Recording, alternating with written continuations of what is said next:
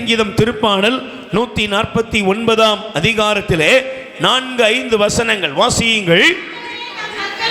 ஆண்டவர் தம் மக்கள் மீது, நல்ல கை தட்டுங்க பாப்போம், நல்ல வசனத்தை புரிஞ்சுக்கோங்க. நான் ஏழையா இருக்கேன், நான் கஷ்டப்படுறேன், நான் துன்பத்தில் இருக்கேன், என் தலையெழுத்து ஆண்டவர் எழுதி வச்சிட்டார் இல்ல. கடவுள் தன் மக்கள் மீது விருப்பம் கொள்கின்றார். தாழ்நிலையில் இருக்கிற அவர்களுக்கு வெற்றி அளித்து மேன்மைப்படுத்துவார். என்ன செய்வாரு? ஆண்டவர் மேன்மைப்படுத்துவார் போல வெற்றி அளித்து.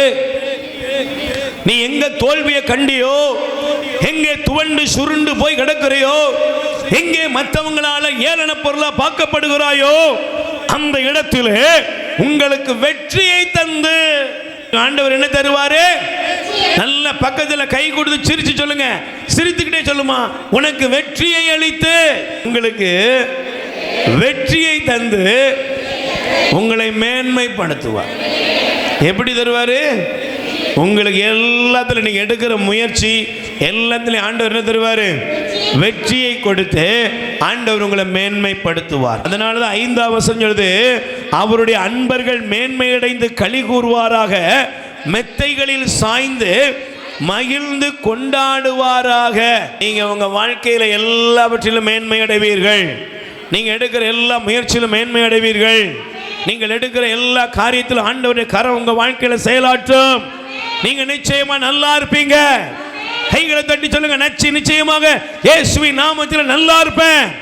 ஒரு 3 நேரம் சத்தமா சொல்லுங்க, இயேசுவின் நாமத்தில் நானும் என் குடும்பமும் நல்லா இருப்போம். எடுக்கிற முயற்சிகள்ல வெற்றி பெறுவோம். தேவனுடைய பெயரால் மேன்மையா இருப்போம். அதனாலதான் எனக்கு பிரியமானவர்களே, பாருங்க, இன்னைக்கு உங்க வாழ்க்கையில வேதம் சொல்லுகிறது, 2 கொரிந்தியர் 8ஆம் அதிகாரம் 9ஆம் வசனம் சொல்லுது, இந்த மேன்மைக்காக இயேசு தன்னையே கையளித்தார். அவர் செல்வராய் இருந்தும் நமக்காக ஏழையானார். அவருடைய ஏழ்மையினால் நாம் செல்வர்களாக மாறினோம். நீ எப்படி உயர்வ? எனக்காக தெய்வம் சிலுவையிலே தன்னை கொடுத்தார். இந்த உலக வாழ்க்கையிலும் சரி, என்னுடைய ஆன்மீக வாழ்க்கையிலும் சரி, எல்லாத்திலே உயரும்படி இயேசு தன்னையே முழுவதும் கையளித்தார். நல்ல கைகளை அசைத்து சொல்லுங்க, எனக்காக இயேசு ஏழையானார். எல்லா நன்மைகளின் கருவூலமாகிய தெய்வம் எனக்காக சிலுவையில் இறங்கி வந்தார். அவர் ஏழையாய் மாறினார்.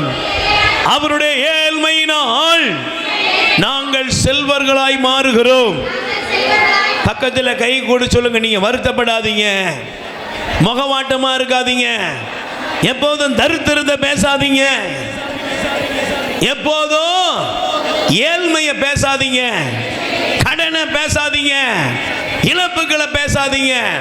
உங்களை உயர்த்துகிற தேவனை பேசுங்கள். உங்களை உயர்த்துகிற ஆண்டவரை அறிக்கையிடுங்கள். பிரியமானவர்களே, சங்கீதம் 112ஆம் அதிகாரத்திலே 9வது வசனத்தை வாசித்து பாருங்கள். சங்கீதம் திருப்பாடல் 112:9, அவர்கள் வாரி வழங்கினர், ஏழைகளுக்கு ஈந்தனர், அவர்கள் நீதி என்றென்றும் நிலைத்திருக்கும், மாட்சியுடன் மேலோங்கும். நீங்க எப்படி ஆவீங்க? மேலோங்குவீர்கள். பக்கத்தில் கை கொடுத்து சொல்லுங்க, இதுவரை வாங்குறவங்களா நீங்க இருந்திருக்கலாம். சத்தமா சொல்லுங்க, நல்ல கொஞ்சம் முகத்தை சிரிச்ச முகத்தோட சொல்லுங்க. வாங்கும் நீங்க வாங்குறவங்களா இருந்திருக்கலாம்.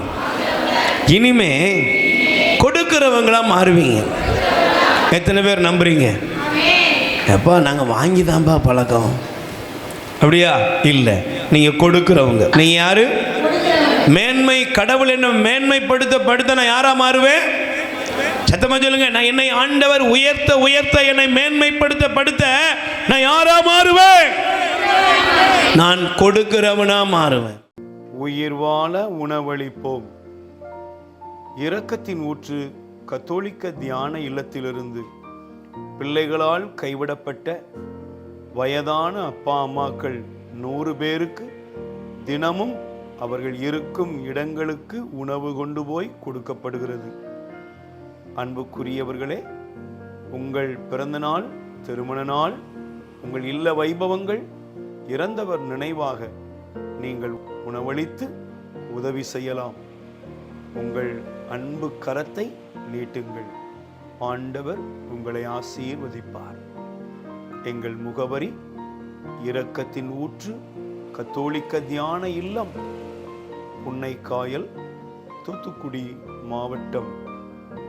அலைபேசி எண் 9814118201. கடவுள் உங்களை நிறைவாய் ஆசீர்வதிப்பாராக.